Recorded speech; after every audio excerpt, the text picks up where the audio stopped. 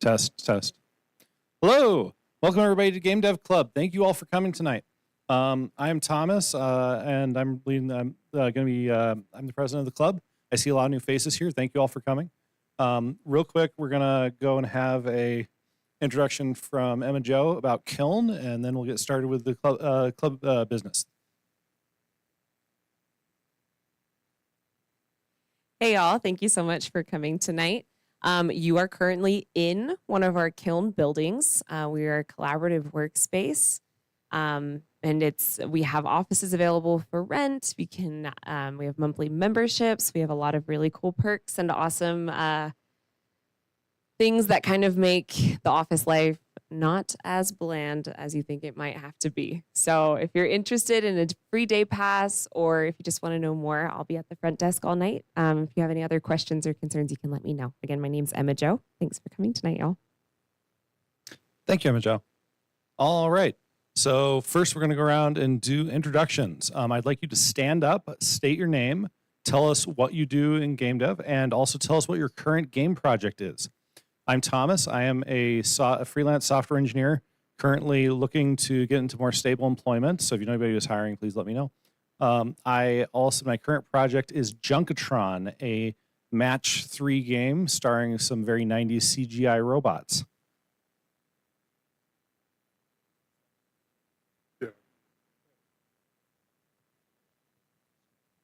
Hi, everybody. I'm Jackson.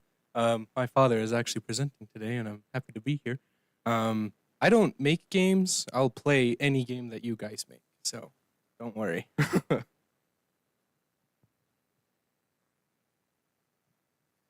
I'm Seth. I am looking to make games. I don't have any real projects running right now. Just kind of trying to learn how to start.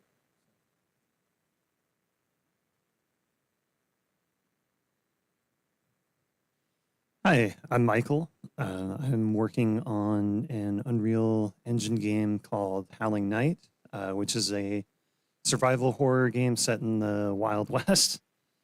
Still very early in development, but yeah, that's what I'm working on right now. I'm really excited to be here. My name's Ethan. I am also a software developer. I don't have a game I'm not developing any game at the moment. Looking for inspiration, always been curious, so I decided to check it out. I'm Malcolm. I'm currently in school to be a software developer. Me and my cousin are currently just going through tutorials, seeing what we can learn and pick up. That's why we found out about this place and decided to come. Hey, my name is Bodie. I'm a student at UVU right now in the computer science program. Just trying to learn the basics of coding, and I stumbled across game development. I've been having a lot of fun with that and trying to learn the basics and get a project started with my cousin. He's just my cousin.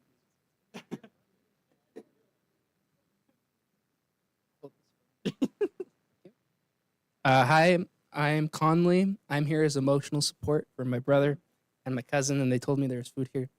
So I'm not into computer stuff. I'm a microbiologist by trade. So thank you.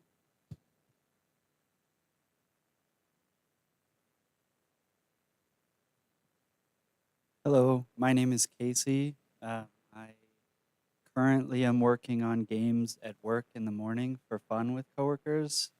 We don't have a solid project right now. All the project is running around and kicking pizza. So that's what we're doing right now, but I'm interested in game development for learning to teach my daughter math through games. My name is Dallin. I'm a software engineer, web developer right now. I used to make games like 10 years ago. I made a couple games and sold them on the iPhone. That's how I paid for college. It was great. And I miss those days. So I'm back. I'm trying to revive some of those games. The one I'm working on right now is called Hue. It's like a side scroller with a lot of color mechanics. All right. Thank you. I forgot to remind you guys, we are streaming live on YouTube, so don't say anything too embarrassing. Hi, I'm Liam. I'm a mathematician and game designer. I've been working on a strategy game called Doctrinaires for the last couple of years. I also do freelance puzzle design, balance, and narrative design. So if any of those strike you up, please hit me up. Thank you.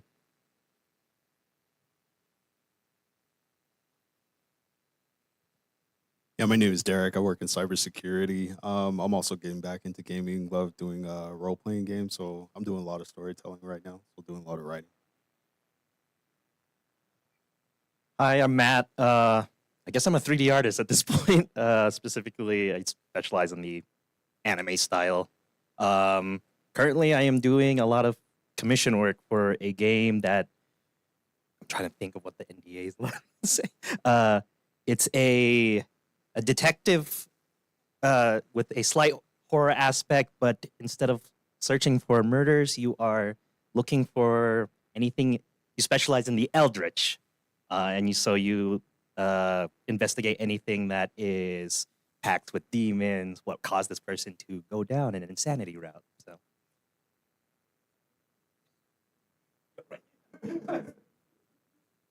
My name is Ross. I'm a 3D artist primarily, but I've also been dabbling in Blueprint for Unreal. Currently working on bringing back an old Palm Pilot game and just trying to get that up and running.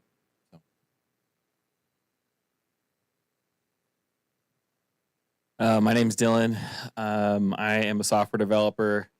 My project is like a action adventure game in Unreal. So, I'm Kobe. I'm a developer. Use mostly Unity. And Jordan and I are making a game called Arcane Audit, which is a Souls-like where you play as an IRS agent who has to arrest wizards for tax fraud. I'm Jordan. I'm the artist for it. By day, I do cybersecurity / developing. Company needs a lot of things. Yeah. My name is Scott. I produce music and compose music. I'm working on a first-person shooter right now, and this is my first time here. All right, good to have you all. Let's see, we got a couple more things, and then we'll get started with the presentation. Oh yeah, Discord link. This is a link to our Discord server. Please, if you want to keep up with club announcements or see some of the resources we share about, or listen to us all complain about the layoffs in the industry, you can just go right here and hang out on our Discord server. Other thing, we are actually in the red on club dues from last month. And so if you guys, I just want to remind everybody, club dues are voluntary. They help pay for the pizza, the meetup.com site, the name tags I forgot to bring today. And the recommended club dues are $3 per meeting. There's a Venmo link on the finances channel on the server where I keep a ledger of everything I've been spending the club dues on. So please, if you can go on there and donate to the club, that would be great. Thank you very much. All right, we're going to start with Kirk V's presentation. At the end, we'll be doing demos and then the building will close. And that's all I got.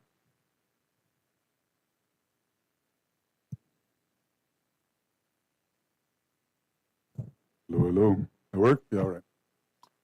So give me a sec. I got to get set up here. And it's Mac. And Mac used to just work, but that's becoming less possible nowadays.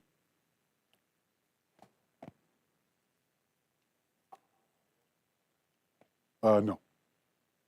Good. I guess that's an allow. There we go. Now this is mirroring. I need the notes. So let me figure that out real quick. Hey, look at that. Mac just worked. Awesome. Let's see.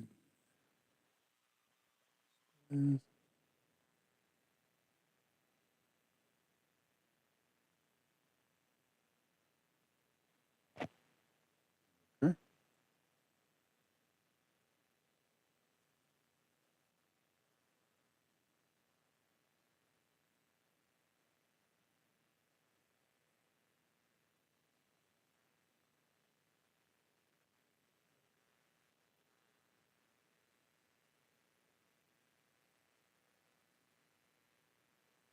Let's test this out.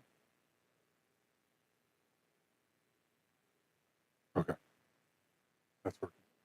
So welcome to the presentation. My name is Kirkby. You can see it's Brian Kirkby. I usually go by my last name because there's always too many Brians and Ryans and Bryants in the open office spaces that we work in. And there's usually only one Kirkby in the whole office. So that way I know if they're trying to get a hold of me, if I hear Kirkby, then I know they're talking about me. Ironically enough, in this room, there are actually two Kirkbys because my son's sitting right here. So this presentation, it's been many years in the making, and I actually gave it. It's been a couple of years since I've given it. I think 2018 is the last time I gave it. So I updated a little bit for this audience and for y'all.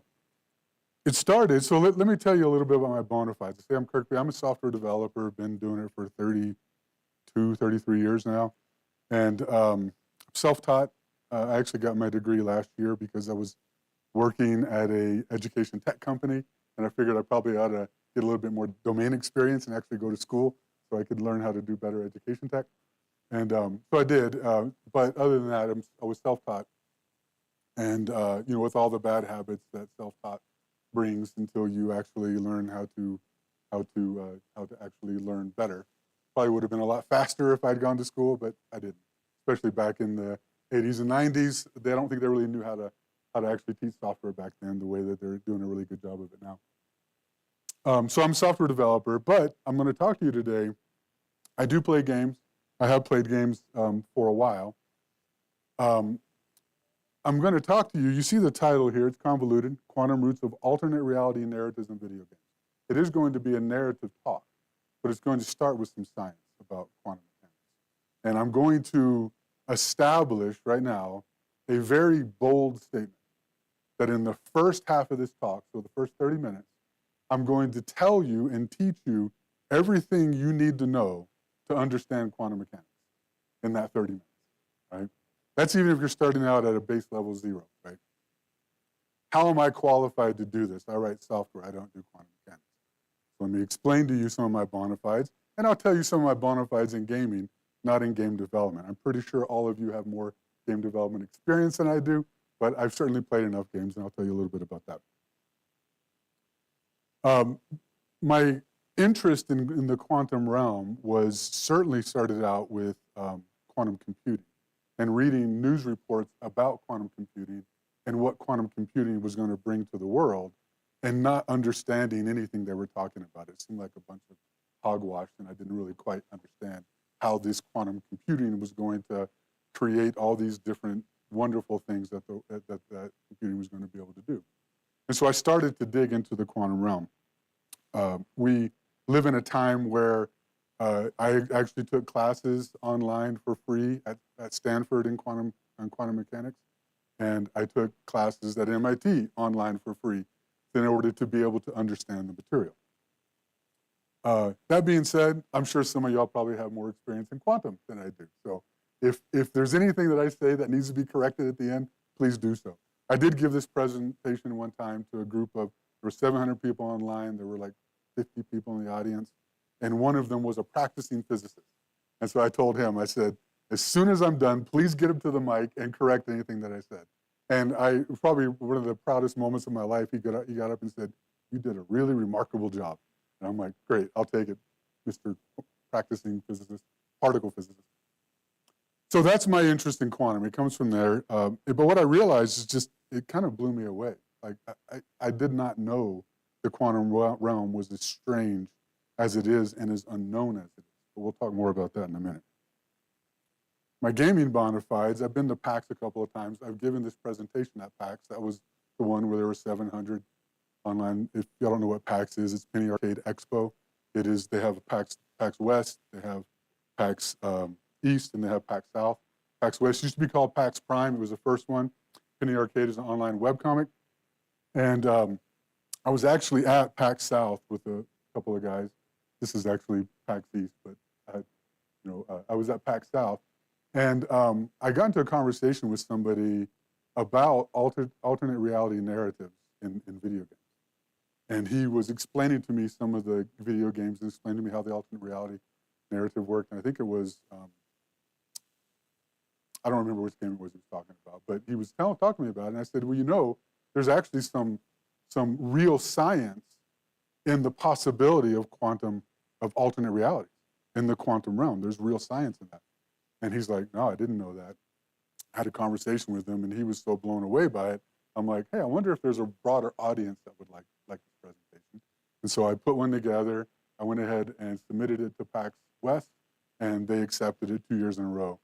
And I haven't been back mainly because of COVID yet, but I plan on going back sometime soon. I keep promising my kids at least I'm going to take them to PAX West. So that's part of my gaming bona fides. The other part is I used to be a competitive gamer. If you remember Tribes 2, I was actually on the leaderboard for Tribes 2 with a team. We were number 2 on the ladder for a very long time, and we ended up taking the #1 spot because the #1 team got busted for cheating, and that was just very anticlimactic to actually take the #1 spot, especially since we almost beat them multiple times, even though they were cheating. So, but to really establish, I'm sure that many of y'all are better gamers than I am, even back in that day. This was a time before it became a business, and the people who really knew how to play games started to do it, right? So I could compete only because it was a sparser audience.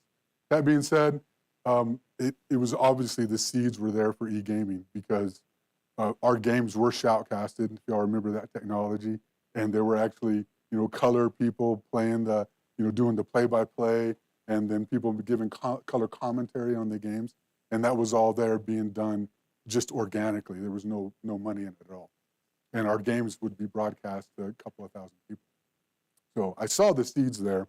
Obviously, I don't have the chops to actually do it professionally, or I have a family, so I don't know if I could do it professionally. But as far as the quantum realm, I told you all about PAX South, and I was talking there, and I was realizing that when we talk about alternate realities is a trope being used in storytelling all the time, right? We see it in our video games all over the place, but not only do we see it in our video games, we also see it in our television shows and even in our movies. In fact, we see them in our webcomics too. This is Penny Arcade, if you haven't seen it. That's where PAX comes from. And of course, XKCD for the other nerds in the audience. But we see it in webcomics. The trope of alternate realities is constantly there and being used. In fact, there's a TV tropes page about alternate realities, and even a Wikipedia page that's so specific about alternate realities being used in video games, right? That's how commonplace this is. And so what I wanted to do, and what I hope this presentation does, is it gets you a little bit more informed about the quantum realm, how that relates to alternate realities. And it's mainly for a narrative effect. At least in this way, if you're using alternate realities for a narrative effect, then you're going to know where you deviate from the science, which is perfectly fine. You can do that in science fiction, or if you want to follow the science and actually keep it to be more authentic that way, then you can do that as well. That's what my hope is. Now, when I say that the quantum realm is strange, as I dug into it, and it took me a while just to get past the base premise. I couldn't believe that the base premises of what they were talking about was real, that this is really the state of the most advanced science that we have, or at least if you go up the stack if you've seen the XKCD that talks about how biology is applied chemistry and goes up the stack, and physics is at the top, except math is way up there beyond that. So at the most advanced science, we're at a stage where we don't really understand what's going on. And I had to actually get past that because I certainly didn't understand it at first. I was being blown away. And I was like one of these other people in the audience. But then I found out that everyone doesn't understand it, including the people talking about it, the people doing it. They don't understand what's going on. To the point that the father of quantum mechanics had this to say about it. That if you aren't profoundly shocked, then you don't understand what's going on. Werner Heisenberg had this to say, that not only is the universe stranger than we think, it's stranger than we can think. And of course, Heisenberg is known for his quantum mechanic presentation, or quantum mechanic, what is it, duality? I don't remember right now. Uncertainty principle, right. Heisenberg uncertainty principle. He's known for that, but nowadays he's better known as the alter ego of one Walter White. Richard Feynman won a Nobel Prize in quantum electrodynamics, right? And this is what he has to say about quantum mechanics. He says, I can safely say that nobody understands, including the physicist who won the Nobel Prize for his work in quantum mechanics. And finally, this is a professor out of Stanford that I took a class from online. It's called Quantum Mechanics for Scientists and Engineers, I believe. Still available now, you could go take it. Here's what he had to say at the very beginning. He said that you need to have a good mental fight with quantum mechanics, and it's probably psychologically necessary just to get on top of the subject. Right? So we're talking about something that seems like it's just so hard, and I'm telling you, the main reason it's hard is because you don't believe what it's actually saying. You have to get past that barrier first, and that's hopefully what this presentation will do. So the story of quantum mechanics, this is something Richard Feynman said. He said it's all that basically it starts with a question about the very fundamental nature of the world. And specifically, what is the fundamental nature of light? Is light, over on the right there, I guess y'all's left, over on the left, is light a wave or is it a particle? If you think about it, in our world, we have some things that are fundamental phenomena that are waves. In particular, I'm talking to you now, you're hearing my deep voice, and it's because what it's doing is it's sending some waves of energy through the air, and it's causing you to actually experience that. Sound does not get any lower than, or any more specific than wave. Sound is the fundamental nature of sound is a wave. But then everything else around here, our chair, computer, desk, table, everything there is a particle. You can actually break it down further and further into particles until we get the subatomic particles and so forth and so on. And so the early question on, well, what is light? We know that sound is a wave, but is light a wave or is it particle? In 1678, this guy, Christian Huygens, he had an answer to that question. And his answer was that light is a wave. And he had many different reasons. He's a scientist. Back in the day, if you remember, like all scientists were pretty much poly-scientists. They kind of did everything. They weren't as specialized as we have scientists today. But this was his contribution about light. He had many different reasons for believing that light was a wave. But I'm just going to share one with you. This right here is a property of a wave called diffraction. This is, of course, a water wave, not a light wave or a sound wave. But diffraction means that if you have a wave going to a specific space, it will spread out. And if that wave happens to hit a hole in the wall or a hole in a barrier, it'll then continue to spread out behind it. That is diffraction. That is a nature of waves. And Huygens reasoned that when you see in a dark room and you punch a hole in the wall, then you actually see light spread out it's not quite as spread as you saw with the water, but it's still spreading out in what he deemed to be a wave-like mechanism. And so he said, this is why light is a wave. And Huygens, so he made the statement, light is a wave, no, it's a wave. These are the reasons. Unfortunately, he had a contemporary by the name of Isaac Newton, who quite literally wrote the book on light called Optics, and he had a different perspective. His perspective was that light was a particle. And he had many different reasons for believing that, but I'll share one with you. This is an example of refraction. If you see what's happening here, if you didn't know better, you may think there's two straws there. One that's in the water and one that's just positioned right on the surface of the water to go out of the glass. You can see right there. What's happening there is the water is distorting the light as it travels through the water. It's distorting the light to make it look like things are in a different place than they actually are. And he reasoned that this is something that particles would do. Particles would be redirected by different materials, not a wave. A wave would just possibly go slower, but would not refract like this. That's what his reasoning was. And largely because of who Isaac Newton was, he won the day. And so at that point, everybody said, well, light's a particle, and Newton says it is. And honestly, if I lived back then and I knew what Newton had done, I probably would agree with that as well, because he did some pretty amazing things. Until 100 years later, this guy came along. His name is Thomas Young.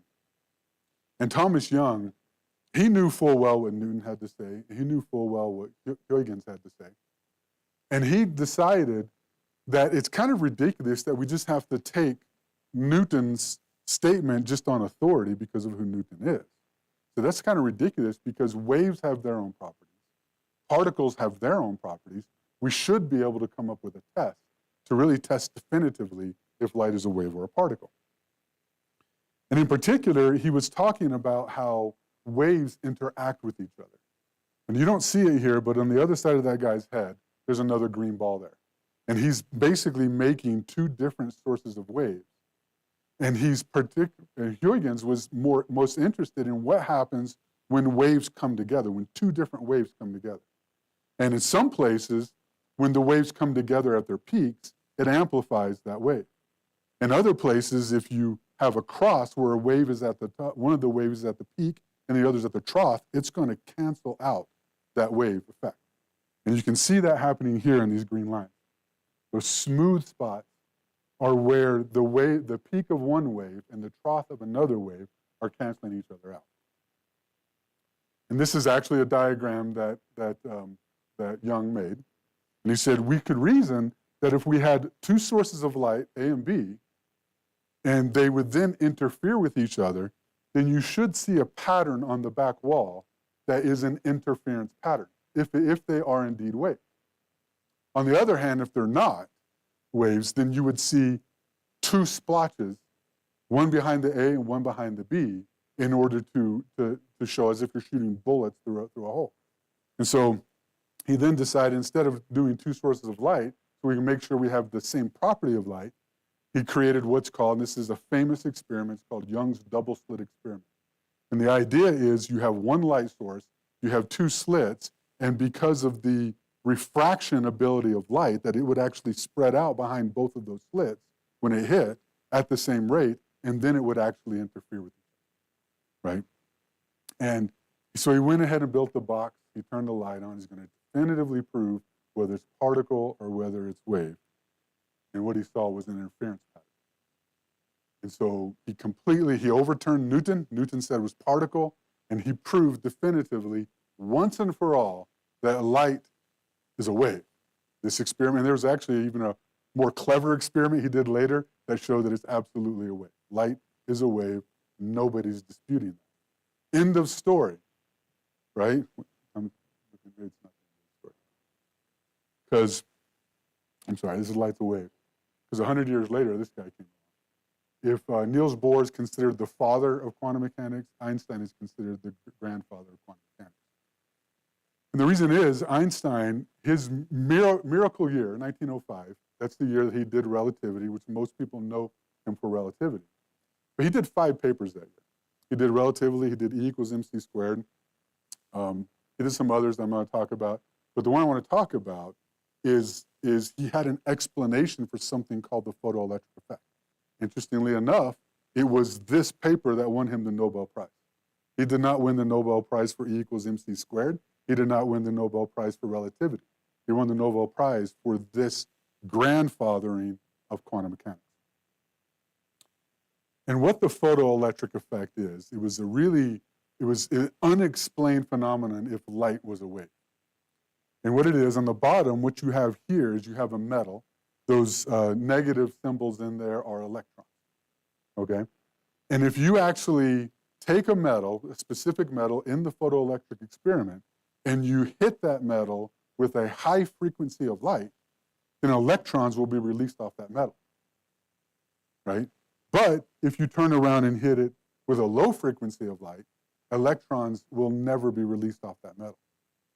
And that was not understood. We didn't understand why that was happening, because the point being is if it's some sort of energy potential and the metal is absorbing this energy from light, then it should, over time, even if there's more energy in the higher frequency, over time, it should actually create enough energy to release electrons, but it wasn't.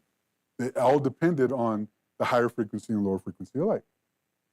It didn't matter how much low frequency light or what the intensity of the light was, did not matter. It never released electrons. And that was unexplained until Einstein had this explanation.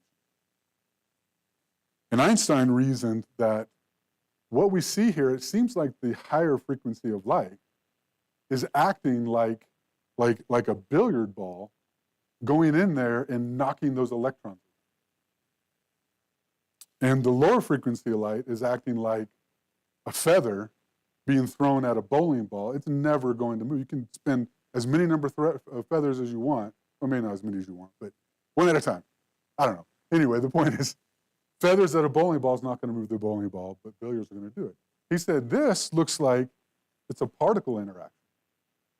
And he decided that that's what's happening, that the higher frequency of light is a larger energy particle of light. And the lower frequency light is a lower energy particle of light. Now, there were other things that were done. Planck actually did some work to show that that mathematically there was a particle interaction, but he didn't believe it, even though the math drew it out. That came out first.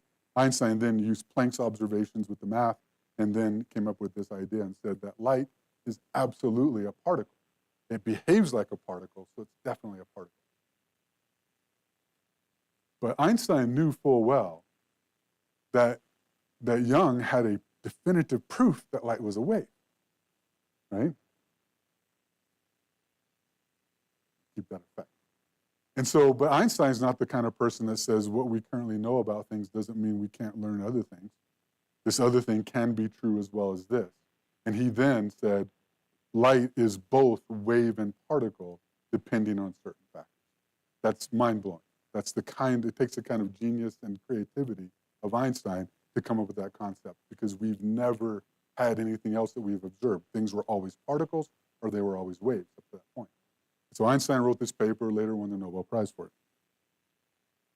Well, what does that mean?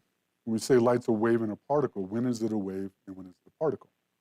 This is an illustration at the box down there. That's a photon emitter, or light bulb, flashlight. But it's a photon emitter. This one will send it out one at a time. And the double slit experiment, if you send out a photon one at a time, of course, it'll hit the front wall, different places, but the ones that go through the front wall, the particles that go through the front wall, will resolve somewhere on the back wall. It'll light up on the back wall. And if you do it enough times, one after another, then it then shows that interference pattern. So we're talking about a single particle of light being sent one at a time. So it's not particles interfering with each other for the interference pattern. It's a single particle of light resolving on the back end as a interference pattern. And they thought, well, this is kind of cool, but we know that this photon, this particle of this quantized packet of energy, that's where quantum comes from, that this quantized packet of energy, we know it's going through one of those two holes. What if we could tell which of those two holes it goes through? And so then they went to observe it. They said, let's do something that will measure which of the two holes that it goes through. And then let's observe where it falls on the back wall, and maybe we can get some better understanding about this wave-particle duality nature. And then something happened that is not explained today. We don't really know why this happens. Because what happened is, as soon as you observe which of those slits the particle goes through, the back wall switches to a particle pattern, not an interference pattern. Right? That's the big mystery right there. All the mystery of quantum mechanics can be brought down to this ultimate question. Like, why does us finding which slit the particle goes through, why does it cause it to act like a particle? You take away the observation, it goes back to a wave. Okay?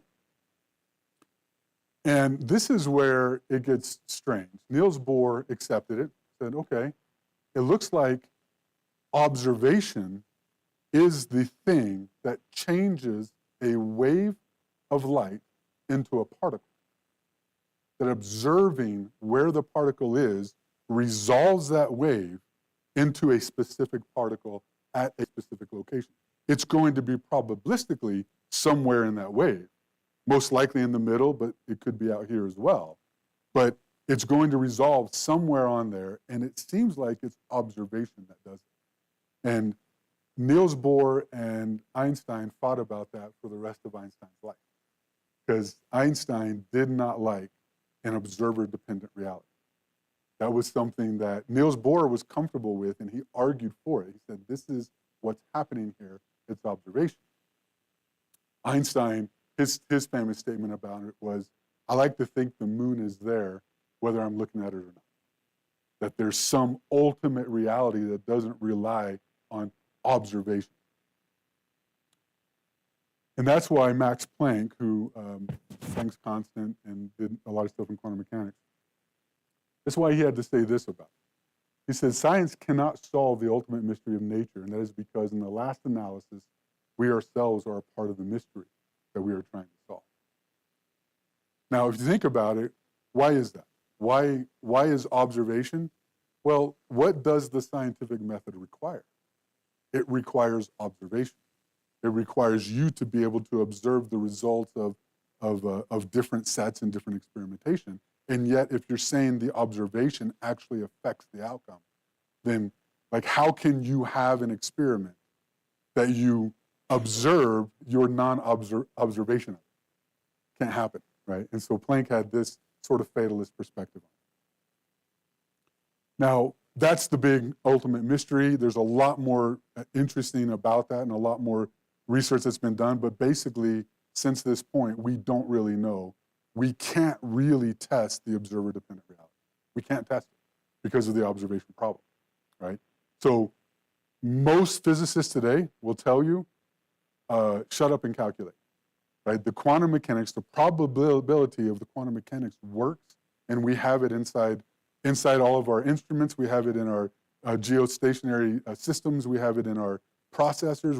We're using the probabilistic math of quantum mechanics and the reality of it, that works.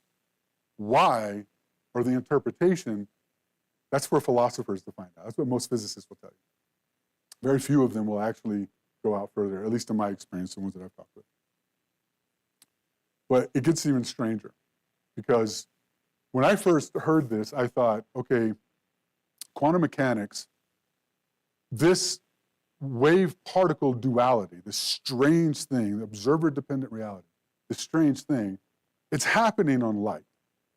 And I'm like, you're talking about a particle of light, but light has no mass.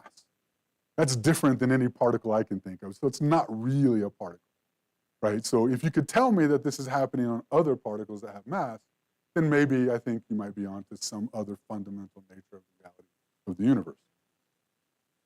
As it happens, this is the first experiment that was done with electrons. Electrons have mass. You see an interference pattern here in a double-slit experiment with electrons. They've actually done the double-slit experiment with carbon molecules they're called buckyballs after Buckminster Fuller. They're in this shape. They've done a double-slit experiment on buckyballs, and they see an interference pattern. And so if we can do it with a molecule that's 64 or 48, I don't remember, the 64 or 48 atoms, and we know that everything else is made up of these molecules, then all it is, we're just going to expand and expand until eventually the observation is going to cause it to collapse. But the point is, this is telling us that everything is wave-particle duality. And in Bohr's interpretation, that means that everything is dependent on observer-dependent reality, right? That's what Bohr would say. And when I say everything is made up of wave-particle duality, it includes Schrodinger's cat. Now, you've probably heard about this. This is part of a cultural zeitgeist where people talk about Schrodinger's cat being both alive and dead. Maybe this will help you understand it if you didn't already understand it a little bit more. Schrodinger actually came up with this experiment, this thought experiment, because Einstein and Schrodinger were of like mind. Schrodinger thought that the interpretation of quantum mechanics as an observer-dependent reality was absurd. And he then said, okay, so what you're saying Sorry, I'm going to skip ahead and I'll come back to that. Saying what you're saying is with Schrodinger's cat, it's an experiment where you have an isotope up here, an isotope that isotopes will decay. And I guess I do need to come back here. So to establish Schrodinger's cat experiment, before, and I know some of y'all may have been taught that. I'm old enough that I was taught in school that the model of the atom was you have a nucleus, you have a center of the atom, and then you have electrons spinning around it, much like satellites spin over planets, or moons spin over planets. Right? That's what I was taught. That's not true. Not true at all. In fact, they knew it wasn't true when they were teaching me that, but I don't know, for some reason, it was too complicated, I guess. That is not the right model of the atom. The right model of the atom is that you have electron orbits around the atom that are certain distances away from each other. And those electrons exist around the atom in those orbits as a cloud of probability until observed. And again, observation isn't just a human looking at it, it's interaction to the classical world. I'll explain it that way. So if it decays, then it would be in the classical world. But the electron orbits, it doesn't move from one orbit to the next. It will spontaneously disappear and immediately appear someplace else without moving between the space. That is the strangeness about the model, probably why they didn't teach it, because it's weird, but it's true. This is the Bohr model of the atom, and this is because of quantum mechanics they came up with this model. Now, how does that apply here? Isotopes are substances that will lose their electrons. Okay? Ultimately, we'll say that. And so what Schrodinger was saying is, if you're right about this, if you're right about this observer-dependent reality, then what you're saying is we put an isotope that's going to lose an electron inside a box, and we have a detector that will detect whether or not that electron has been released. And if it is released, then the electron will hit a hammer of a poison vial and will then kill a cat inside the box. And he said that because that isotope, without observation, cannot resolve into a state of decaying or non-decaying, that it's a state of probability until observed. Because of that, then everything that comes after that is part of the probability, including a cat being both alive and dead until observed. Right? And he said that's utterly absurd. It's ironic because most people talk about, obviously we've not done this experiment. I don't know that we could. The cat may actually be an observer itself, right? When it actually cause the collapse itself. We don't know. But it's very difficult to build a box at this scale. When I say it's a box, it's not a regular box. It's a box that would shield all information from inside the box getting out and from outside the box getting in. And I say all information, I mean all information, not just the sounds, not just any of that. I mean any interaction that could happen in that box that would affect the walls of the box that would then propagate outside, that would not work in this experiment. So it's all theoretical. We haven't built this box. And so Schrodinger says this is ridiculous, but it's interesting today that people talk about it as if Schrodinger was on board with the whole concept. So it really stays down to observer-dependent reality right now. Is it real? Is that what the interpretation is? We don't know. Scientists aren't really exploring that because you can't. It's up to philosophers, and they'll go in different places. Einstein had some company in 1956 with this guy. His name is Hugh Everett III. And Hugh Everett III did not like the observer-dependent reality either. He was actually working on his PhD, I believe, out of Princeton. And he didn't like observer-dependent reality either. And so he came up with a different interpretation that was later dubbed the many worlds interpretation. And what he's saying is happening there in that wave-particle duality is he's saying that every place that that particle resolves, every place that you see it resolve, every place that it could resolve in the wave, it actually does resolve in that wave. Every single place in the wave. That's what he says. And of course, your response back to him would say, well, Hugh, that's crazy because when we observe it in one spot, not in all the spots. So how do you explain that? He goes, oh, that's easy to explain. That's because every place that it's resolving, that you're not observing it, it's happening in a separate universe. That there's another version of you in this separate universe watching that particle resolve there and asking the question, well, why isn't it resolving over here where it's resolving in our universe? That's the many worlds interpretation. That is the quantum roots of the alternate reality narrative. And so what does that mean? Imagine a world, an alternate reality, if this is true. Imagine an alternate reality where your love interest left you a note on the wall, and all the photons resolve to the right side of the wall so you can see that love note, and then you have a lifetime with that person. But imagine another reality where all the photons resolve to the left part of the wall, and you never see that note, you never make that connection, and you never have that reality. It's somebody who is, like you, having a very different reality. And as you can imagine, then there's an almost infinite number of these realities with an almost infinite number of possibilities. Okay. Now I'm going to, and I ask you to bear with me in this part. I actually had somebody else give this part of the presentation, so this is my first time giving it, so give me some bear. But that's the scientific part. I am now going to go over a couple of games that we use alternate realities in the narratives that are there. And the first one is going to be Zelda, which in the original game of Zelda, which I'm curious, how many here have actually played the original game of Zelda? Nice, I like it. Yeah, I played it in 1988 on the original. My friend won a original Nintendo system, being the 1,000th customer in a grocery store that year. And so I was able to play it. But the original Zelda is a dangerous world filled with monsters, dungeons, really annoying monsters, and an evil force ruling over it all. And the story is of a hero saving a fallen world. But how did it get that way? And what does any of this have to do with alternate realities?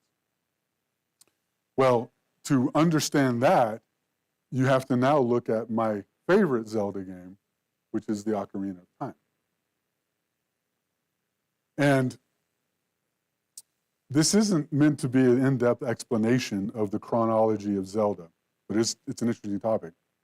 I want to cut to the chase and bust out the Hyrule Historia. If you've not seen this book, it's a book that Nintendo puts out for the Legend of Zelda franchise. And if you flip to 69 of this page, you can see that there's a chronology here of events that are leading up. None of this page shows the original Zelda game. The original Zelda game comes later in a fallen world. But it comes all the way down to Ocarina of Time. And then after Ocarina of Time, you see that there are two alternate realities where Link was successful in Ocarina of Time, and one where Link was not successful. And the one where Link is not successful is the one that you have the original Zelda game where Link is trying to save an already fallen world. Or you have where Majora's Mask comes in.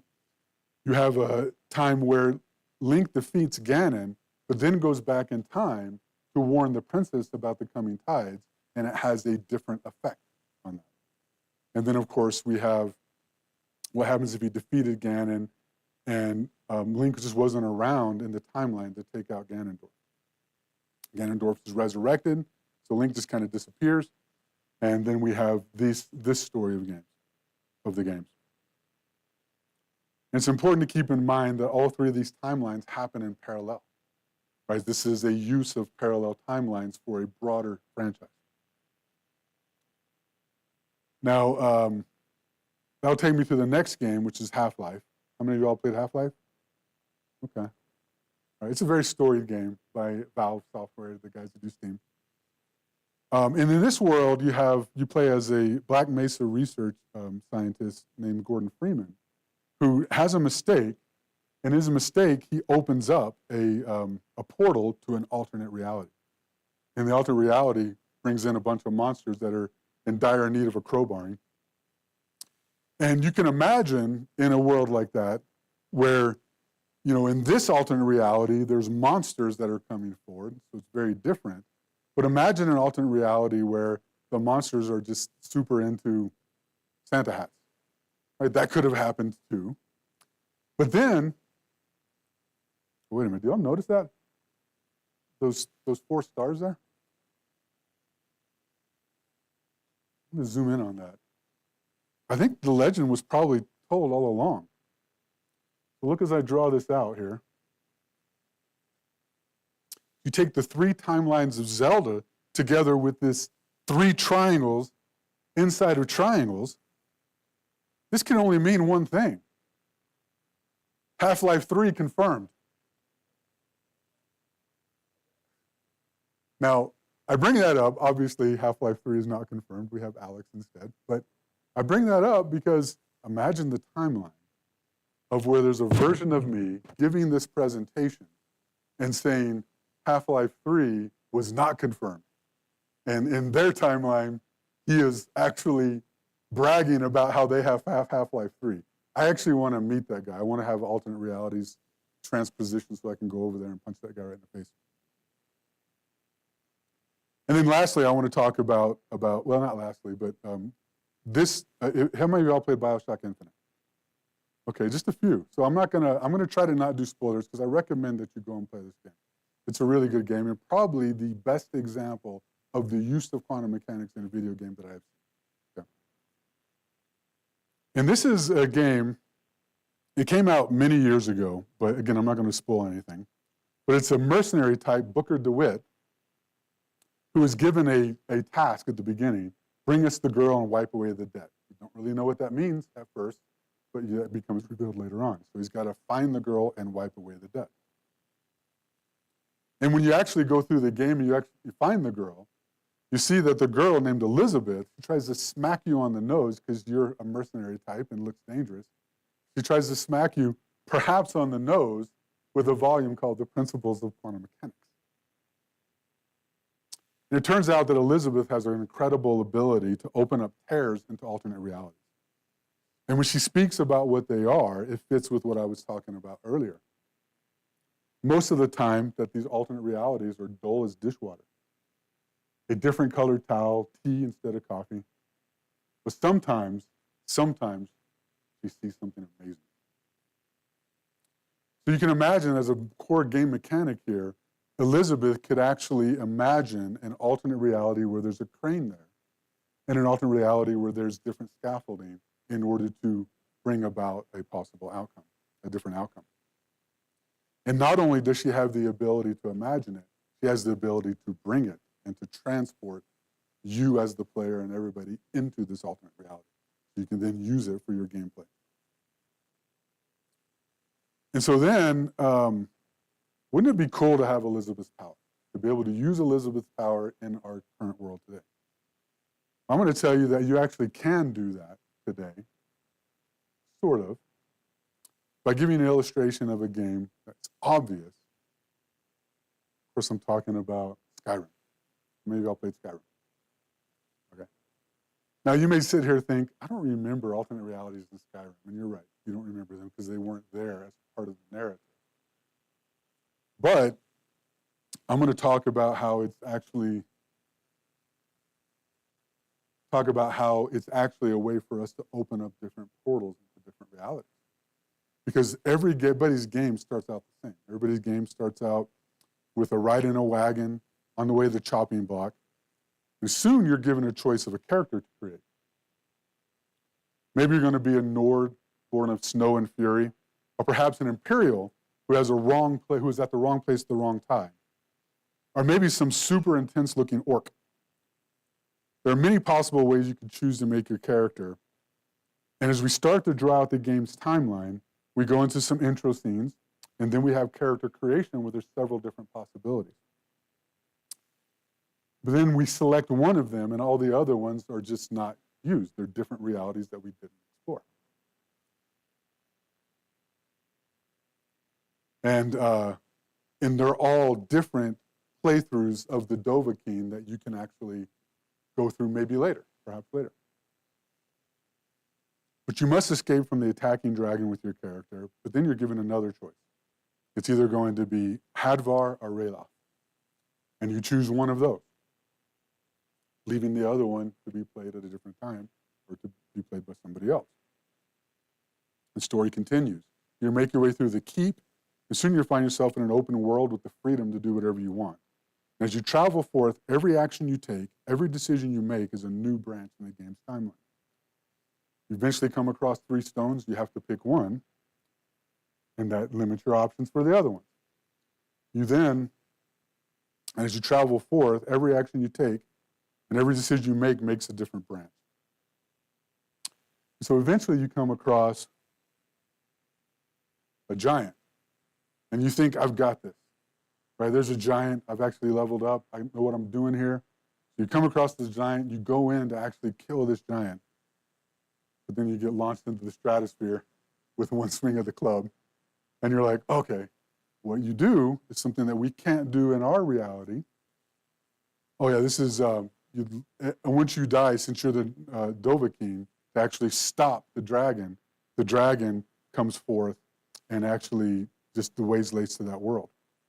And Alduin takes over the world, and he beckons in 1,000 years of terror because you failed. But then you can reload the game. You can make a different choice, different reality. As you do that, of course, you got to go back to the giant because maybe you learned something to kill him.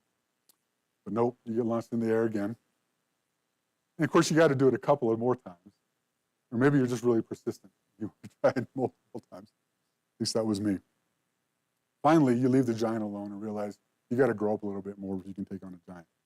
But then as you continue on through the game, and you decide at some point, you go to Helgen Keep, and you then decide, maybe I should go to Solitude and see what those guys are like, and check out the Imperials over there.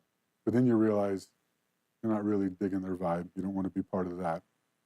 So then you go back and you reload your game, back when you had the choice between Halvard and Raloth. You choose the other. So the journey goes on. And the possible choices are nearly endless. And yet, when you finish the game, you're with that one that actually never gave up, never died, and completed the game. Right? And so in a way, we all have Elizabeth's power when we play video games. It's something that makes them so appealing. What if you had the ability to travel alternate realities in real life? What would you see? What would you be capable of? And what would you leave behind? And if you think the idea of every possible reality existing around us is depressing, that if every possible version of ourselves exists out there, nothing really matters, and you find yourself wanting to yell out, "Wubba lubba dub dub," you're probably not alone.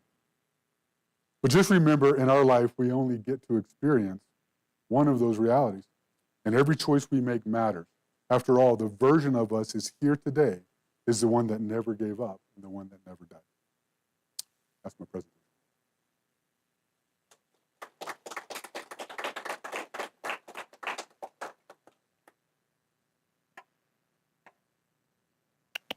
All right. Thank you, Kirby. Thank you all for coming.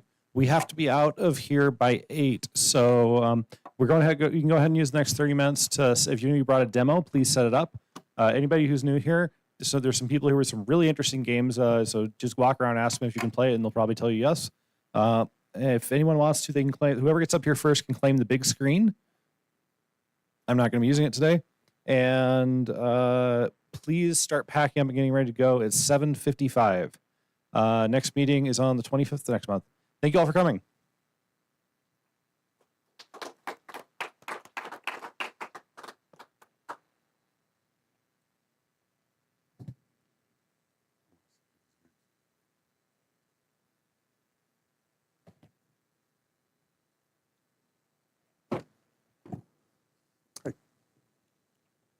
Oh, thank you. Appreciate it.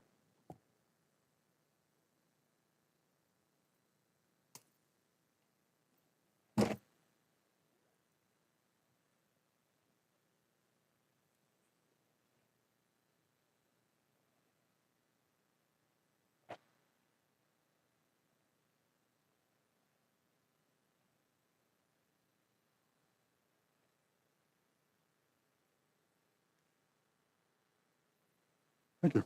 Appreciate it. What's your name? Hi. Kirkby.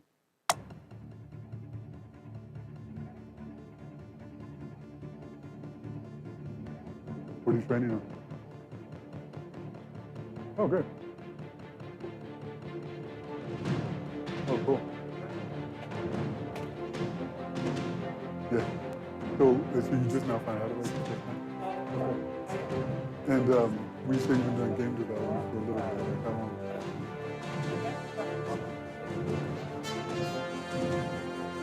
Oh, cool.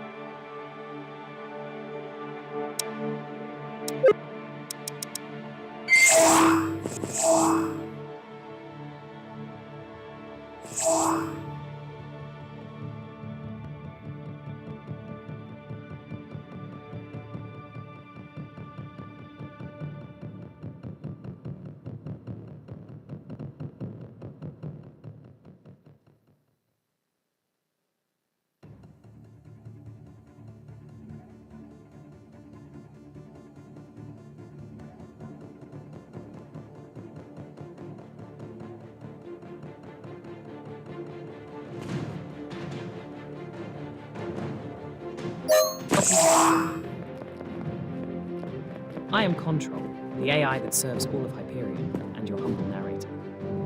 We'll get you up to fighting shape in no time. Use this room to practice moving around. Release the move button, stops your movement immediately. Find the exit to this room to continue. Use this room to practice jumping. Hold the jump button down to jump higher. Releasing jump will stop your up velocity immediately. You can jump off. Use this room to practice dashing. Dashing will propel you in whatever direction your current movement input is. Dashing has a flat timed cooldown. You can dash to grab knives out of the air. You can dash backwards, sideways, and vertically.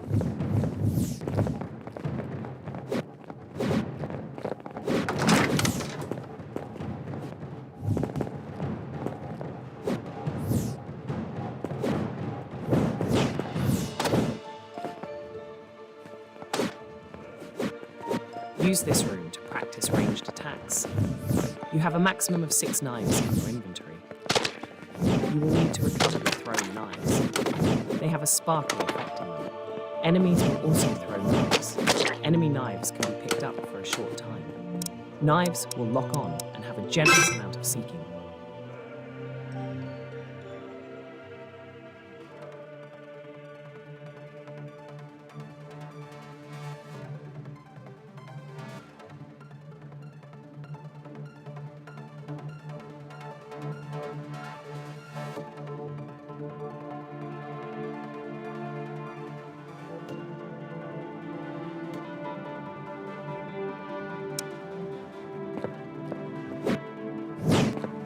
or just lobbing a scimitar in the general direction of a baddie will score a hit. Be careful, team kills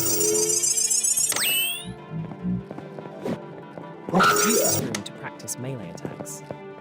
The melee attack is and has a fast cooldown and a generous range. The melee attack can reflect incoming projectiles, lightsabers. Teleporters are a great way to escape from enemies. You can shoot through teleporters. Be careful not to shoot yourself in the back. You can dash through teleporters. If there's multiple teleporters, they will be linked by colour. Teleporters work both ways. You can even dash into one on the scene. The red lines are aggro indicators.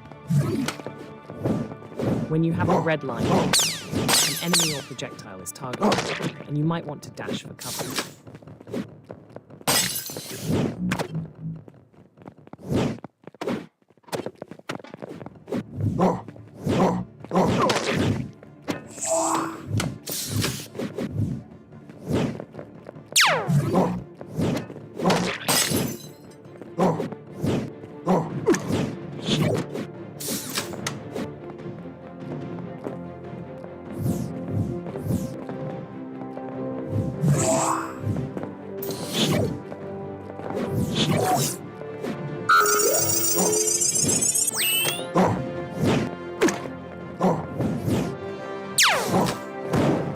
In multiplayer, when you are defeated, you can choose to respawn or wait until another player revives you.